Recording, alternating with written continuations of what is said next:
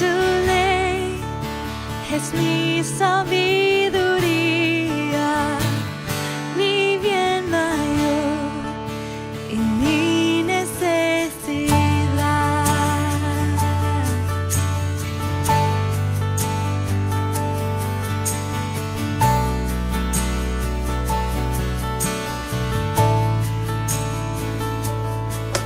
Señor, mi Redentor y roca de mi vida, fuerte defensor.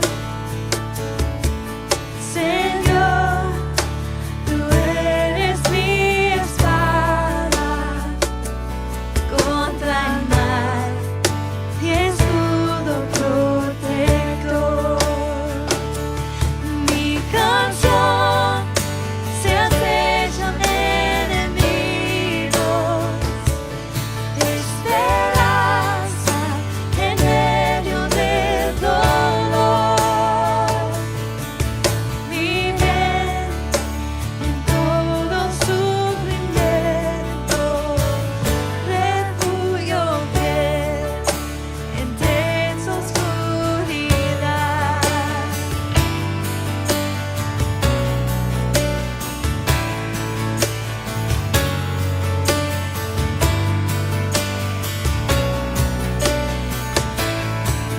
Señor, mi Redentor y roca de mi ruina, dulce Salvador. Mi cruz y culpa en tus hombros, tú por mí sufriste hasta morir. Mas tú venciste a la muerte, en ti encuentro libertad. Mas tú venciste a la muerte, en ti encuentro libertad. Señor, mi Redentor y roca, quiero vivir mis días para ti. Quiero vivir mis días para ti.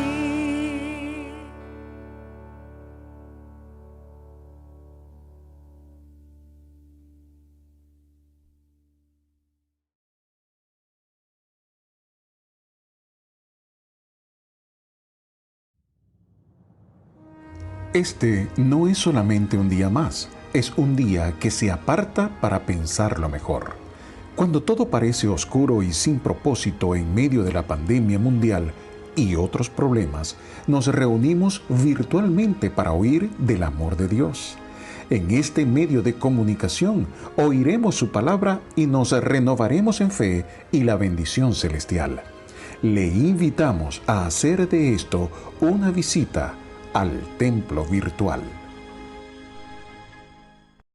Proclamamos tu gloria, tu majestad, tu misericordia, Dios de los cielos.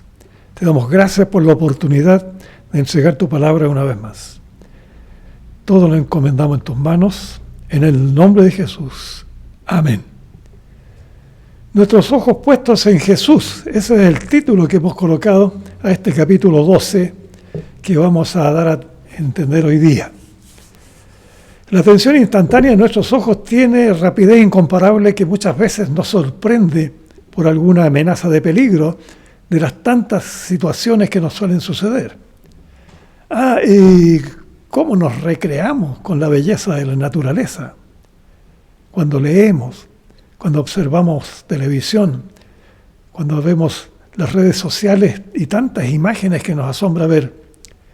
La maravilla de la visión de nuestros ojos se pierde lamentablemente en accidentes, enfermedades o por ceguera de nacimiento. Es carencia que nadie espera tener y quienes tenemos bien nuestros ojos tendríamos que cuidarlos de mejor manera y dar gracias a Dios por poder ver. Sin embargo, todo lo que existe en la vida conlleva utilización buena o mala, dependiendo de cada persona, que en el caso de tener buenos ojos, los pueden usar para bendición o para maldad. La pornografía, por ejemplo, viendo la adicción maligna que ensucia la mentalidad y la vida espiritual. Y en el caso del buen uso de la mirada, tendríamos que poner en primer lugar la lectura bíblica, porque allí están las ordenanzas y mandamientos que Dios estableció para sus hijos e hijas. La mirada limpia, la mirada agradable, aún de los problemas y maldades de otra gente, fortalece y bendice lo que ve, para ayudar a otras personas que necesitan cambiar sus ideas y sus palabras negativas. Imagine lo que el Señor Jesús pudo ver en estas situaciones que relata la palabra de Dios. Sus ojos estuvieron puestos en los necesitados espirituales y materiales. Todos los que escucharon sus enseñanzas estuvieron en la mirada del Señor, y muchos de ellos, algunos ciegos totales, fueron sanados por la obra milagrosa que Él desarrolló en los diferentes lugares que visitó. La carta a los Hebreos nos conducirá al capítulo 12, que nos insta a poner nuestros ojos en el amado Salvador y Redentor. Y cuánta necesidad tenemos de ver espiritualmente al Rey de los cielos, a Jesús, el Cristo de Dios. ¿Abrió su Biblia?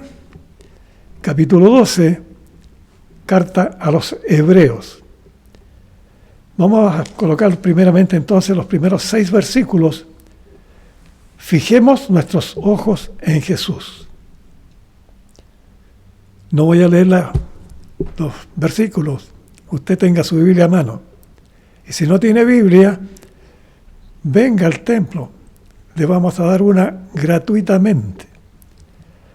Empecemos. El autor de esta epístola se incluye y nos invita a nosotros a entender que estamos en medio de millones de personas vivientes de estos tiempos. Muchedumbres como testigos de espesas y oscuras nubes que podemos ver. En las oportunidades que he tenido de estar en medio de multitudes, he podido saber lo ínfimo de sentirse allí, de parecer un fragmento humano envuelto por miles de personas, sin espacio para moverse, perdiendo visibilidad y oportunidad de comunicación con otros. Pero también he estado en enormes grupos de hermanos en la fe que nos han dado momentos benditos, de cánticos multitudinarios que nos elevaban en espíritu, cuando se oraba también con fervor, encendiendo de gracia y amor a todos los que estábamos allí. Y allí también estaba la predicación del siervo invitado del extranjero, que nos conmovió y llenó la palabra de Jesús. La Biblia nos lleva a sentir la necesidad de sacar de encima el pecado, de despojarnos de lo que nos ensucia y asedia. Y es bendito el momento en el que hallamos cuando podemos recuperarnos, cuando caemos, y doblar rodillas pidiendo perdón al Señor. Qué hermoso tiempo se vive con el alivio del perdón que nos eleva a la presencia de Dios. El asedio satánico nos pone sus ofertones, así entre comillas, como lo decimos, que el malo trae para hacer caer a los debilitados espiritualmente. Ceder a sus malas intenciones es jugar con fuego, es darle triunfo al que tenemos que echar fuera de nuestros ojos y de nuestra mente. Hermanos queridos, despojémonos del peso del pecado. ¿Qué es correr con paciencia la carrera que nos toca hacer? Simplemente es mantenerse en la misericordia y el amor de Dios, con paciencia, o sea, de manera permanente. No correr de vez en cuando a la casa del Señor y además otras personas que ya dejaron de correr hacia el camino que Dios nos ordena seguir. Por favor, sigamos corriendo. No se quede inmóvil si usted es hijo o es hija del Señor. El versículo 2 nos llama a tener puestos los ojos en Jesús, porque Él es el autor y consumador de la fe, que en su sufrimiento se entregó al gozo de su sacrificio redentor en la cruz del Calvario, menospreciando el oprobio, y se sentó a la diestra del Padre, allá en las alturas celestes donde está el trono de Dios. Jesús sabía lo que iba a suceder, que sería clavado de sus manos y pies en el madero de la crucifixión, que la cruz quedaría totalmente cubierta con su preciosa sangre, que lo verían ojos malignos, que se burlarían menospreciando al Señor. Qué diferentes son los ojos del creyente que glorifica a Jesucristo, porque vemos en Él la llave de la puerta que se nos abrirá cuando nos toque llegar a su reino. Perdón. En el versículo 3, el autor de Hebreos dice que Jesús sufrió también por aquellos que lo estaban matando, viéndolos como espectadores indignos, agregando que a pesar de ello, el creyente mantiene su ánimo sin cansarse hasta desmayar. Y enseguida, en el versículo 4, se dirige a que todavía no habían resistido hasta derramar su sangre en el combate que se hace contra el pecado. Esa entrega de mártires de la fe se generó muchísimo desde ese primer siglo hasta el siglo actual. Miles de cristianos han sido martirizados y muertos, y sigue sucediendo esto también en nuestros años. Mártires de la fe que caen teñidos por la sangre, por la fe de Jesucristo. Los versículos 5 y 6 señalan que algunos no han recordado las exhortaciones recibidas como hijos del Señor en las palabras de Job y Proverbios. Y leo lo que dice la Biblia: Hijo mío, no menosprecies la disciplina del Señor, ni desmayes cuando eres reprendido por Él, porque el Señor al que ama disciplina y azota a todo el que recibe por hijo. ¿Conoce usted lo que es la disciplina espiritual? Eso lo vamos a ver en el punto siguiente. Pero en el versículo 6 dice que el amor de Dios se nota cuando Él disciplina al hermano de la fe que está fallando en su fidelidad. La disciplina orienta lo que el Señor espera de sus hijos e hijas y sirve para que reciba lo que le corresponde hacer en la obra de Dios. ¿Y qué de los azotes? Bueno, parece que a veces lo que nos sucede puede ser más de algún azote que nos llega por desobediencia. Y cuando un papá ordena disciplina y el hijo no reacciona, puede recibir alguna palmada para recordarle que no debe ofender ni hablar mal a su padre. Es manera de hacerles ver su autoridad y ese amor que tienen los papás. Y eso es lo que tienen que hacer los hijos, entregándose en obediencia a su padre para hacer lo correspondiente. Sigamos ahora con los versículos 7 al 11 de este capítulo 12 de Hebreos. Ahí vamos a hablar ahora de la disciplina.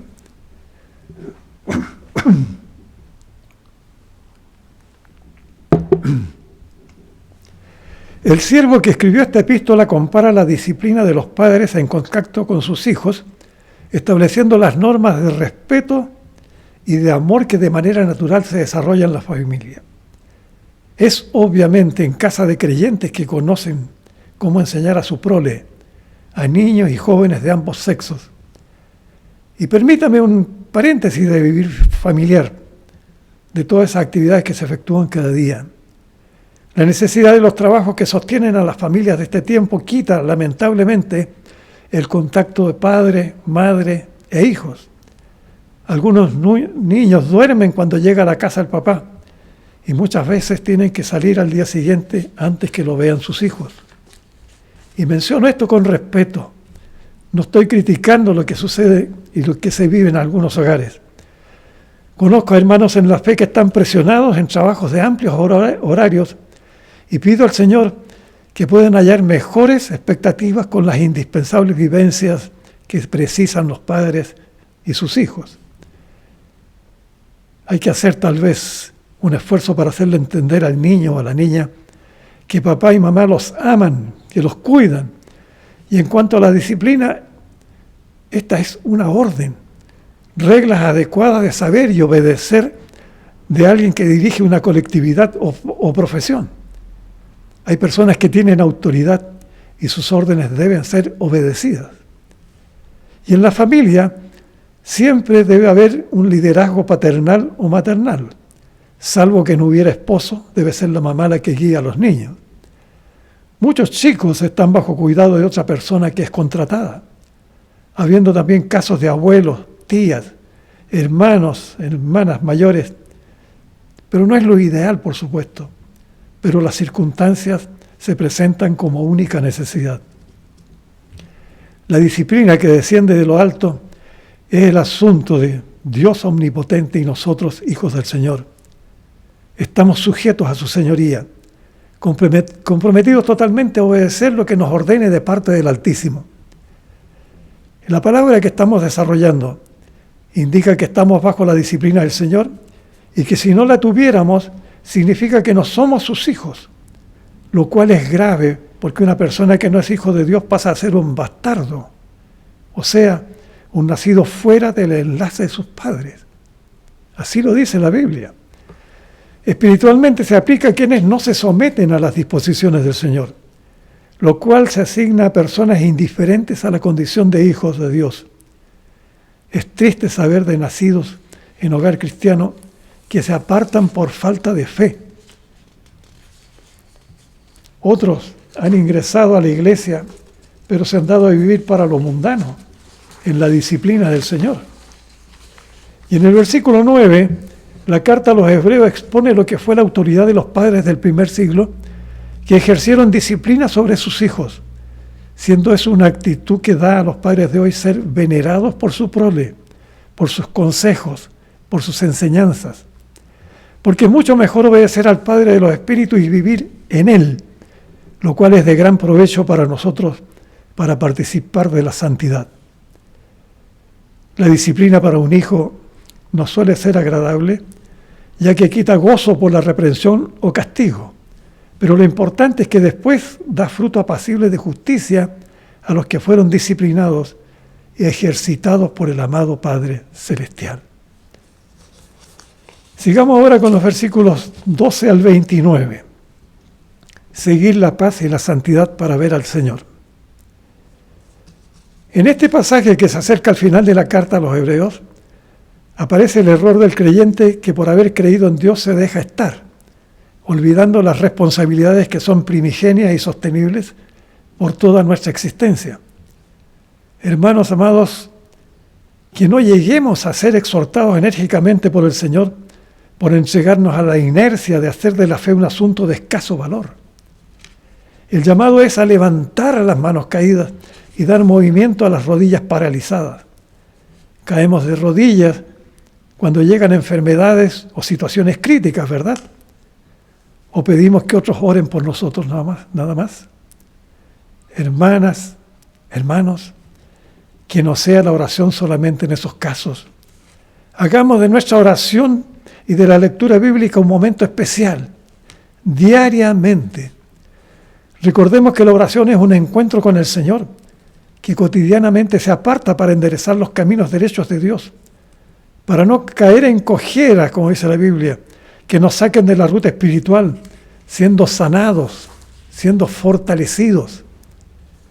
Y esta carta que estamos siguiendo se mantiene con la orden de pacificación, un estado que escasea en estos años, que están en abierta contradicción con lo que es la paz. Porque el mundo está en total violencia y abuso, sin importarle la vida de su prójimo. La paz ha pasado a ser una proclama que no les importa y que solo pasa a ser una aspiración de los peor maltratados. ¿Y qué diremos de la santidad? ¿Existe santidad moderna? Es de perogrullo una verdad que se sabe notoria y simple, que todos deberíamos saber. La santidad es apartarse de los pecados, limpiar la mente y el corazón, tener una entrega completa de la vida a Dios. Y es trascendente para el pueblo cristiano que está obligado a estar en santidad, porque quien no vive en santidad no podrá ver al Señor. El autor de la carta señala que aquellos que dejen de alcanzar la gracia de Dios por estar en raíces de amargura, estorbarán y contaminarán a muchos. Y cita a Esaú, que por su necedad vendió su primogenitura siendo desechado, sin poder heredar su bendición, fracasando en arrepentimiento por más que lloró. Y desde el versículo 18, el autor dice a los hebreos que no se han acercado al monte Sinaí que se podía palpar, que es el lugar que Moisés vivió y donde vio el fuego, la oscuridad, las tinieblas y la tempestad, más el sonido de la trompeta y la voz divina que los compañeros de Moisés oyeron, rogando que no les hablaran más de ellos, porque les era insoportable, ya que para el pueblo fue terrible, lo cual el mismo Moisés dijo que sufrió espanto y temblor en medio de ese ambiente. Lo que Dios permitió. Se habían acercado al monte de Sión, a la ciudad del Dios vivo, a Jerusalén, la celestial, junto a millares de ángeles de los primogénitos inscritos en los cielos. Es impresionante lo que estamos viendo en estos versículos. Y además, lo principal, estaban allí también el Dios y juez eterno de todos, con los espíritus de los justos hechos perfectos. Y en ese maravilloso lugar se encontraba el mediador del nuevo pacto con la sangre rociada de Jesús, que es 1000 veces mejor que la sangre derramada por Abel.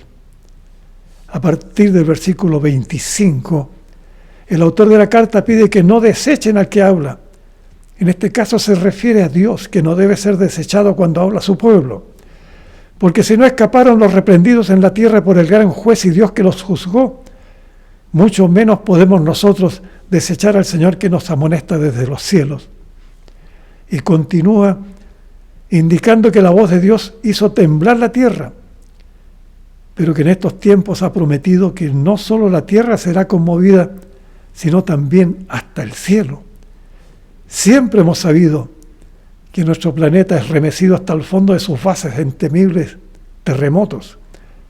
Pero cuando el Señor sacude lo que está sobre la tierra, se moverán las cosas que hemos hecho movibles los hombres, pero quedarán las que son inconmovibles. Es palabra de Dios lo que estamos compartiendo.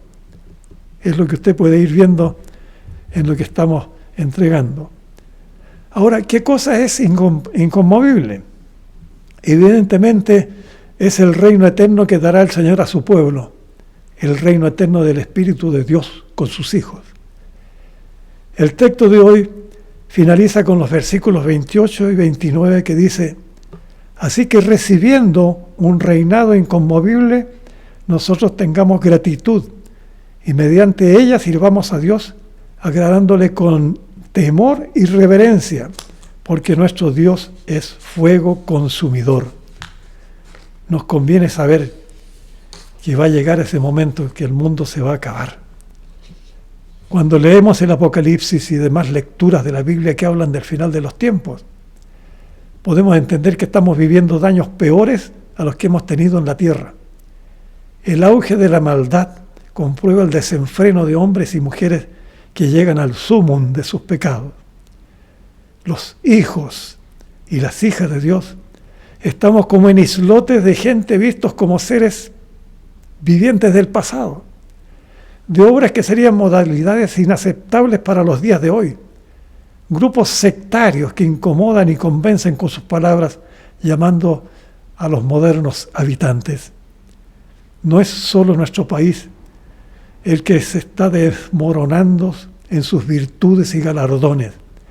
La impronta de la enemistad de la población mundana se impone con los abundantes medios de comunicación, con los poderes múltiples de la modificación cívica que hacen de lo malo bueno y de lo bueno malo. Y en medio de todo ese tráfago, se empeñan en hacer legal y digna la naturaleza sexual tergiversada y empeñada en fomentarla en los colegios, donde los niños y los jóvenes son iniciados en estas aberraciones.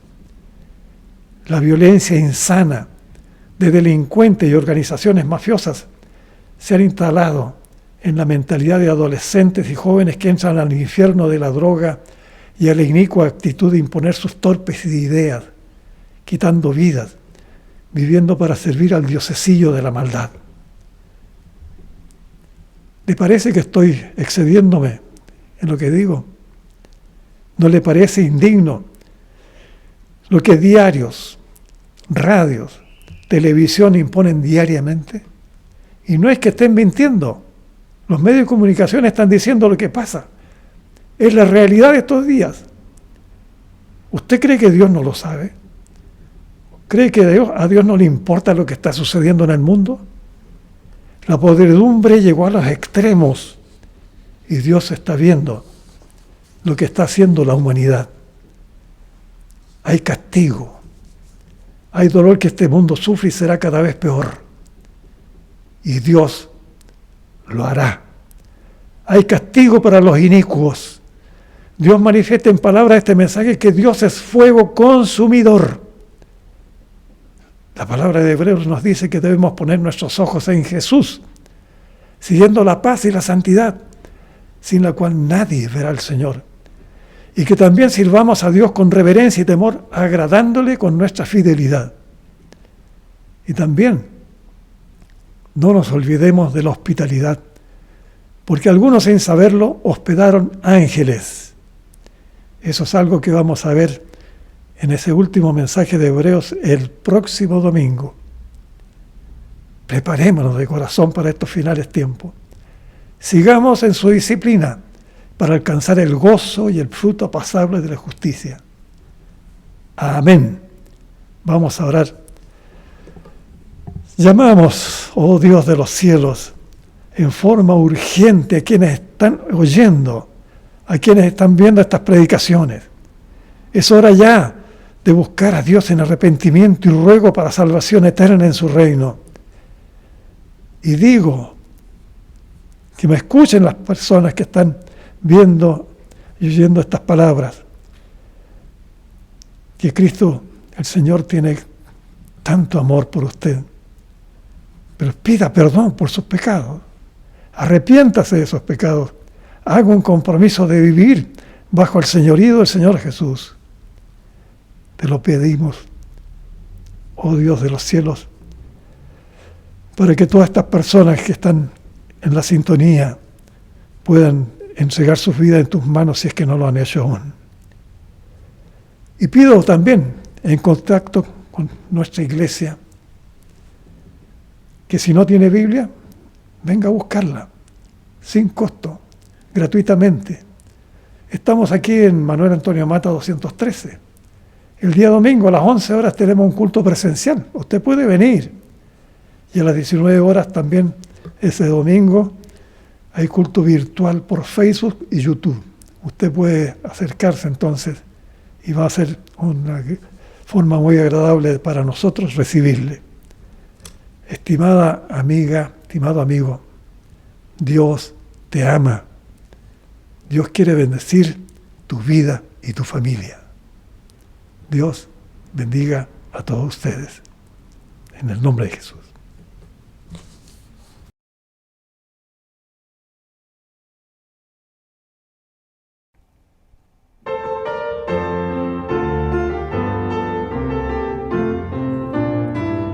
Walking in the sunlight, all of my journey, over the mountains, through the deep plains. Jesus has said, I'll never forsake thee. Promise divine that never can fail. Heavenly sunlight, heavenly sunlight, flooding my soul with glory divine. Hallelujah, I am rejoicing, singing His praise. Jesus is mine.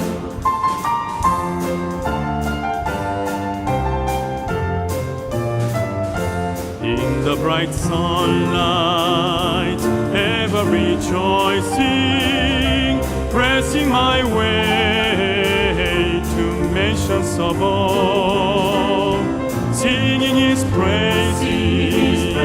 Gladly I'm walking in sunlight, sunlight of love. Heavenly sunlight, heavenly sunlight, flooding my soul with glory divine.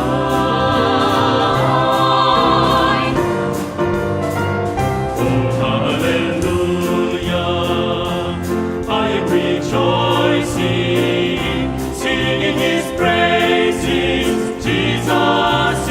love.